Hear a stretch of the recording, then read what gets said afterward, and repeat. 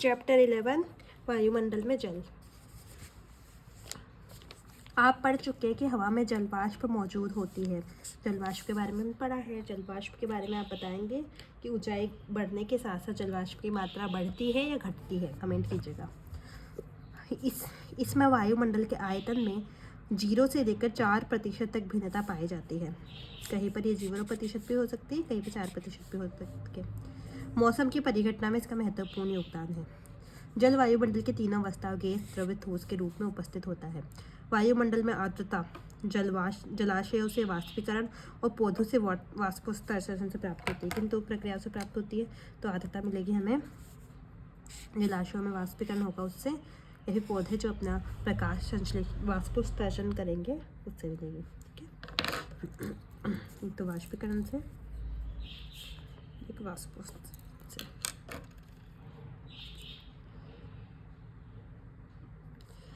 इस प्रकार वायुमंडल, महासागरों, महाद्वीपों के बीच जल का लगातार आदान प्रदान वाष्पीकरण, वाष्पोत्सर्जन, संघनन और वर्षा की प्रक्रिया द्वारा होता रहता है। हवा में मौजूद जल वाष्प को आर्द्रता कहते हैं। हवा में जो मौजूद जल वाष्प है उसको क्या कहेंगे? हम आर्द्रता कहेंगे।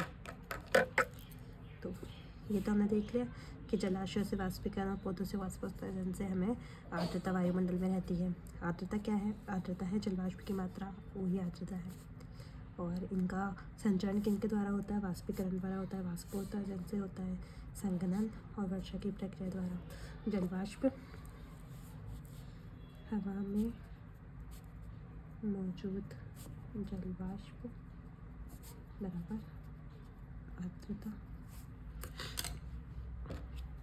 मात्रात्मक दृष्टि से इसे विभिन्न प्रकारों में व्यक्त किया जाता है। कौन सी दृष्टि से? मात्रात्मक दृष्टि से, यानी इसकी कितनी मात्रा है उसके आधार पर इसे विभिन्न प्रकार से व्यक्त किया जाता है। वायुमंडल में मौजूद जल वाष्प की वास्तविक मात्रा को निरपेक्ष आर्द्रता कहा जाता है। जल वाष्प की वास्तविक मात्रा बराबर निरपेक्ष आर्द्रता। जल वाष्प की वास्तविक मात्रा बराबर निरपेक्ष आर्द्रता। ये हवा के प्रति इकाई आयतन में जलवाष्प का वजन है। ठीक है, हवा के जो प्रति इकाई आयतन है उसमें जलवाष्प का वजन है। इसे ग्राम प्रति घन मीटर के रूप में व्यक्त किया जाता है। हवा द्वारा जलवाष्प को ग्रहण करने की क्षमता पूरी तरह से तापमान पर निर्भर होती है। हवा कितनी जलवाष्प को ग्रहण कर पा रही है, तो उसकी क्षमता, हवा कितने जलवाष्प को ग्रहण कर पा रही है उसकी क्षमता उसके तापमान पर निर्भर करती है। तापमान पर कैसे निर्भर करती है? टेम्परेचर बढ़ता है तो वो अधिक जलवाष्प को ग्रहण कर पाती है, टेम्परेचर घटता है तो वो अधिक जलवाष्प को ग्रहण नहीं कर पाती है। और अधिक मात्रा में जब ऊंचाई पर जाता है जलवाष्प, और जिससे क्या होता है, और उसकी ऊंचाई पर जाने से टेम्परेचर कम होता है, संघनन होता है और वर्षा होती है। इसी वजह से हमारे जो ऊंचाई पर होता है वहाँ जलवाष्प की मात्रा कम पाई जाती है ऊंचाई बढ़ने के साथ साथ। निरपेक्ष आर्द्रता पृथ्वी की सतह पर अलग अलग स्थानों में अलग अलग होती है। दिए गए तापमान पर निरपेक्ष आर्द्रता अलग अलग स्थानों में अलग अलग होती है। दिए गए तापमान पर अपनी पूरी क्षमता की तुलना में वायुमंडल में मौजूद आर्द्रता के प्रतिशत को सापेक्ष आर्द्रता कहते हैं। यानी अपनी पूरी क्षमता, जो उसका जिस टेम्परेचर पर उसकी जो पूरी क्षमता है उसकी तुलना में उसमें जो मौजूद आर्द्रता के प्रतिशत है, जो आर्द्रता मौजूद है, उसे सापेक्ष आर्द्रता कहा जाता है। ये समझ सकते हैं। जो अभी टेम्परेचर है, दिए गए टेम्परेचर में पूरी क्षमता वायु की जलवाष्प ग्रहण करने की बटा वर्तमान में उसकी क्षमता मौजूद आर्द्रता के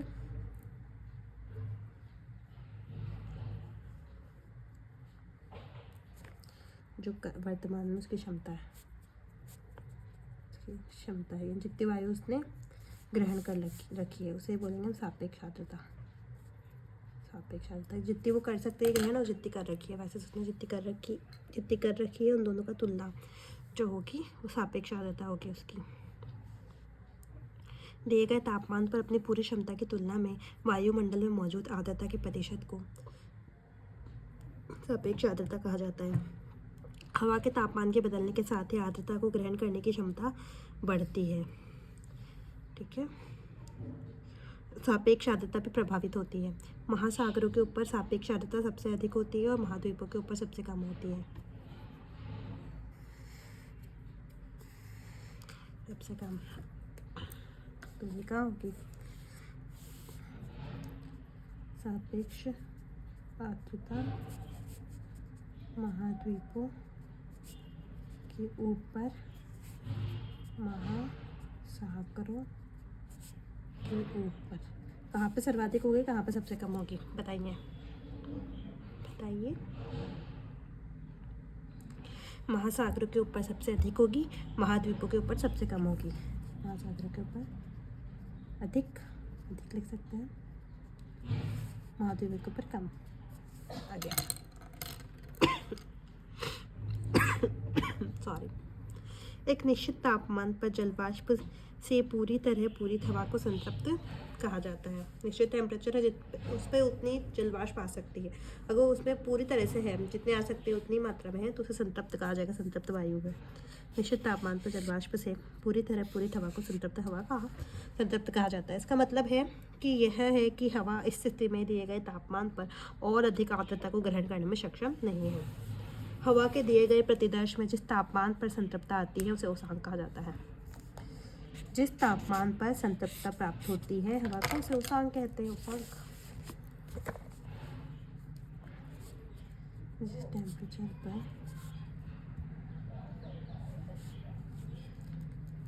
संतृप्तता आती है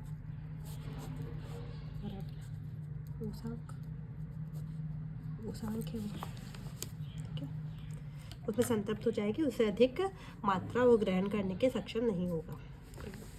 वाष्पीकरण और संघनन। वायुमंडल में जल वाष्प की मात्रा वाष्पीकरण और संघनन के कारण क्रमशः घटती बढ़ती रहती है। किसके कारण? जल वाष्प की मात्रा वाष्पीकरण और संघनन के कारण घटती बढ़ती रहती है। वाष्पीकरण वह क्रिया है जिसके द्वारा जल द्रव से गैसीय अवस्था में परिवर्तित होता है। वाष्पीकरण का मुख्य कारण ताप है। जिस तापमान पर जल वाष्पीकृत होना शुरू होता है उसे वाष्पीकरण की गुप्त ऊष्मा कहते हैं। वाष्पीकरण की गुप्त ऊष्मा।